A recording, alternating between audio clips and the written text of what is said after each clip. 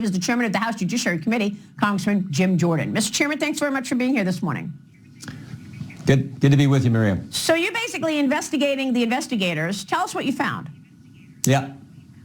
Well, Professor Dershowitz just said there's no crime here, and when there's no crime there's no case. That's why the Department of Justice didn't bring a case. That's why the Federal Elections Committee didn't bring a case. That's why Alvin Bragg's predecessor didn't bring the case. And frankly, even Alvin Bragg, when he gets in office, although he campaigned on saying, I went after Trump and I'm going to go after him, even he wouldn't bring the case because there's nothing there. Their star witnesses, Michael Cohen, a convicted perjurer who came in front of Congress and lied 6 times in front of a Congressional committee. So there's nothing there until 2 things happen, Maria. 1, President Trump announces he's running for president. And then 2, Mark Pomerantz, who had volunteered, who wasn't even paid. He was so committed to going after President Trump, he didn't even take a salary. He's working for Alvin Bragg. He resigns, goes public, and writes a book. That's what prompted Alvin Bragg to bring this case when there is no case and when there is no crime. And our report lays all that out. In fact, Pomerantz, he wasn't even, we subpoenaed him and he fought it. We went to court and the court says, no, you got to come testify. So he comes and testifies and takes the 5th umpteen times, but it's all political. And again, as Eric Trump said earlier, I think the country sees it. Well, that's what I'm going to ask you. I mean, is that resonating on people? Because whether or not what you're saying is right, that there's no crime, we can't figure out what the crime is, President Trump is in court every day, all day long. And he's sitting there, and then you've got Joe Biden on the other side of the screen campaigning in all of these swing states. After a while, does this resonate in the psyche of American citizens and voters that they just assume one guy's bad, one guy's good? Yeah, I think we're way past that because they've seen this weaponization of government. They've seen this lawfare, and they've seen just the escalation of attacks on President Trump all the way back to 2016. I always say, they spied on his campaign. Then it was the Mueller investigation. Then it was impeachment. Then they raid his home. Then it's Jack Smith. Then it's Alvin Bragg. Then it's Fonnie Willis. Then it's the 14th Amendment, and on and on. And now it's this trial in New York. It's the gag order. If there's one thing that probably bugs me more than anything else, it's the fact that they put a gag order on the President of the United States, former President of the United States, and the nominee for the Republican Party running for president. He's got a gag order, but Michael Cohen, a convicted perjurer, gets to say whatever he wants. That's ridiculous. And here's the other thing I noticed this week, too. When you looked at what happened at the Supreme Court, and it looked like the arguments went very well for our side, when you look at what happened there, everyone's saying, this is going to probably get sent back to a lower court, and they're going to sort through the facts, and that's going to take time, and there won't be a trial before the election. All the mainstream media is talking about, we're not going to have a trial before the election. Well, why the heck does that matter? I thought you should be focused on getting to the truth and getting to the facts. No. It just points out it's all political. It's all political for these folks. And here's the other thing, Maria.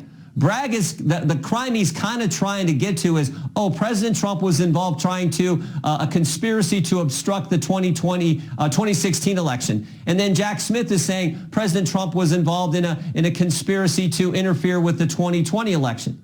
Seems to me the truth really is Alvin Bragg and Jack Smith are in a conspiracy to impact the 2024 race. And frankly, Fonnie Willis is part of that effort as well. That's what the American people see. Well, look, I mean, at this point, American citizens are asking, what can you do about it? I mean, look, with all due respect, people are sick and tired of congressional investigations that go nowhere. People are sick and tired of letters being written and sent to the people who we know are bad in the first place. They want you to do something about it. You're an elected official. What can you do to right these wrongs?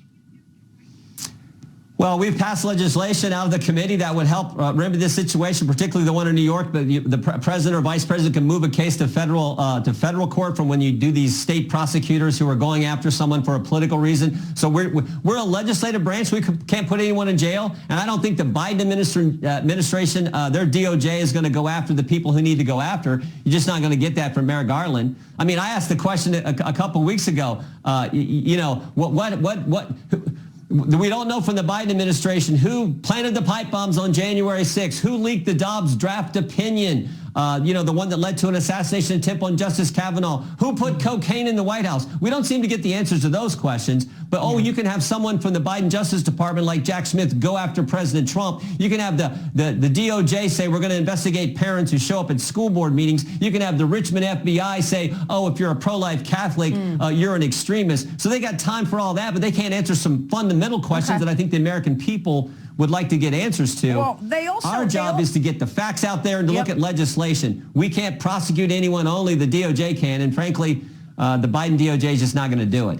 Well, people want to know if, in fact, they are looking at the freedom that they expected. I want to get your take on this extension of FISA, Section 702. Tell us how you voted and why. We're going to talk about this with Michael Waltz coming up because he is very, he wants to talk about why it was important to pass it. But when you are looking at or trying to search for one of the bad guys, a terrorist, and you're surveilling their phone, and the FBI is surveilling their phone calls, ordinary Americans can get swept up in that. And they want to know if they're actually being spied on their government. What's worse, being spied on by the Communist Party of China or being spied on by the FBI?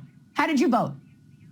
Well, I voted against it because you're right. When they're surveilling foreigners, they're sweeping up Americans in this too, and you get this, what I call this giant haystack of information.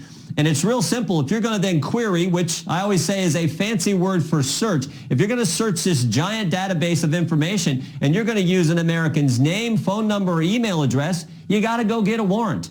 And we offered that amendment, and it lost on a tie vote, 212 to 212. Which is unfortunate. If that passes, then I think it's fine. We should have voted for it. But it didn't pass, and so I did not support that legislation. Because remember, just putting more rules on the FBI, the same FBI that went after President Trump and spied on his campaign in 2016, the same FBI that said parents are terrorists, the same FBI that said if you're a pro-life Catholic, you're extremist, and the same FBI who retaliated against whistleblowers who came and told us, the Judiciary Committee, about what was going on. If you just put more rules and regulations on them, well, that's obviously not enough. You got to do what has always been done in this great country, the greatest country ever. If one branch of government wants to look at your stuff, they got to go to another branch of government and get a probable cause warrant. That's how it works. That's how you protect liberty and freedom. And the fact that we lost that amendment on a tie vote is just wrong.